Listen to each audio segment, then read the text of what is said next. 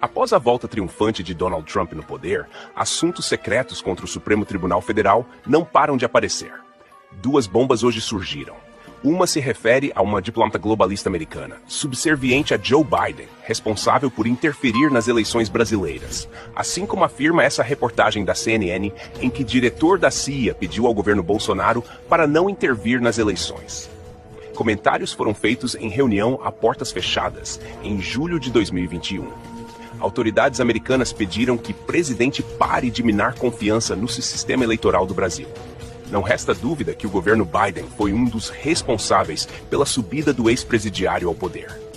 Outra informação é que a caixa preta da mordaça praticada por Alexandre de Moraes para perseguir, silenciar e prender opositores começou a ser aberta. Você vai saber disso através de uma excelente explicação de Alexandre Garcia, um dos poucos jornalistas que ainda batem de frente com o ditador de toga.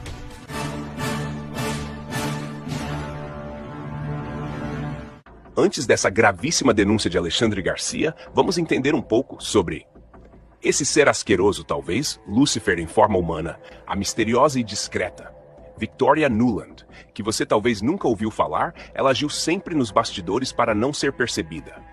É uma diplomata americana, globalista, comunista, capacho do bilionário que controla o mundo, o George Soros e Schwab. Para você que não conhece, o Klaus Schwab. Ele é um dos homens mais influentes do mundo, tendo em seu convívio muitas das pessoas mais poderosas do planeta.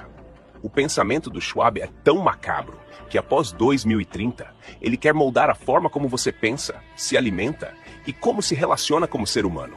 É um ser responsável por moldar o novo ser humano a partir de 2030. O controle e o cerceamento de liberdades é o grande objetivo dessa cambada. A Victoria faz parte das fileiras podres do Partido Democrata, a esquerdalha americana. Victoria Nuland é bem conhecida no cenário internacional, muito ligada ao filho de Joe Biden, o criminoso Hunter Biden, envolvido em diversos escândalos sexuais. Informações secretas dizem que foi ela um dos estopins para a guerra entre a Rússia e a Ucrânia. Tem dedo dela até nas trilionárias indústrias bélicas euro-americanas. Igualmente, ela tem bastante influência no comércio transcontinental de gás natural. É inimiga mortal de Donald Trump. Se vocês não sabiam, ela veio ao Brasil a mando de Joe Biden em abril de 2022, ainda no governo Bolsonaro. Na época, reuniu-se com os togados, Alexandre de Moraes e Barroso, deixando claro aos dois que o governo democrata dava carta branca para o STF derrubar a qualquer custo o presidente Bolsonaro. Tramaram na surdina como haveriam de derrubar de vez o presidente Jair Bolsonaro. Não é à toa que Barroso chegou a afirmar: "Nós derrotamos o bolsonarismo." Nós derrotamos o bolsonarismo! A maldita procurou o então chefe das FFAA, General Freire Gomes, outro melancia que entregou inocentes do 8 de janeiro, crianças, idosos, enfermos, direto pro cárcere.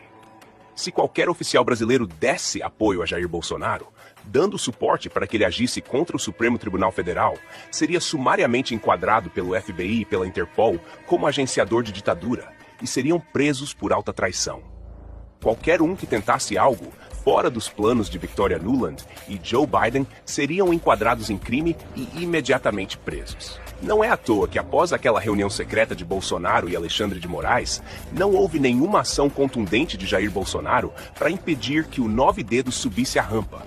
Porque ali, Bolsonaro soube através de Xandão o poder desse demônio chamada Victoria Nuland. We want a free and fair election. Queremos eleições livres e justas em países ao redor do mundo e particularmente nas democracias.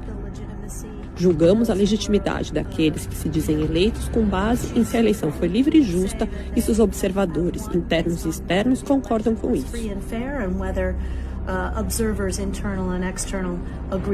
Então queremos ver para o povo brasileiro eleições livres e justas no Brasil. Vocês têm uma longa tradição nisso. E isso é o mais importante para manter a força do Brasil daqui para frente.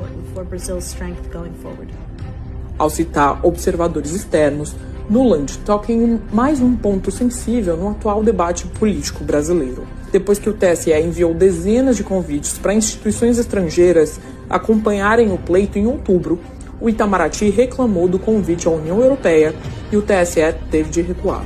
Bolsonaro também disparou críticas públicas à presença dos observadores que acompanham eleições brasileiras ao menos desde 1994, ao dizer que, abre aspas, o pessoal quer dar ar de legalidade às eleições, convidando observadores internacionais. Para Nuland, no entanto, não há motivos para que os brasileiros suspeitem da integridade do processo eleitoral nem implementem mudanças no sistema. Mariana, you know, Acreditamos que o Brasil tem um dos sistemas eleitorais mais fortes da América Latina. systems in Latin America.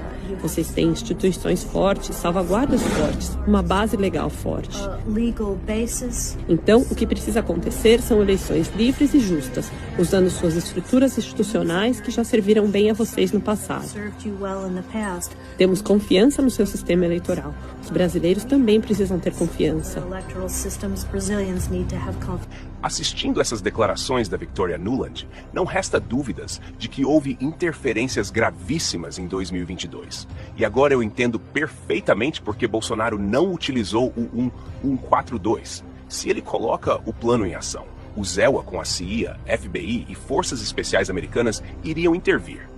E eu não sei onde estaria Bolsonaro e família nesse momento.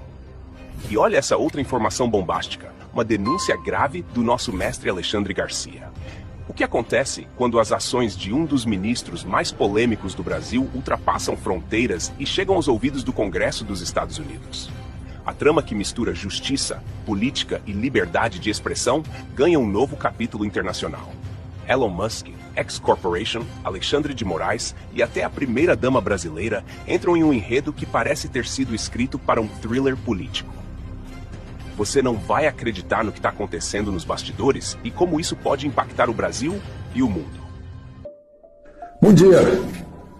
O Comitê de Assuntos Judiciários da Câmara de Representantes do Congresso dos Estados Unidos, ou seja, da Câmara de Deputados dos Estados Unidos, está pedindo à X-Corporation do Elon Musk todas as informações sobre os pedidos, ordens, determinações do ministro Alexandre de Moraes à plataforma Twitter ou X.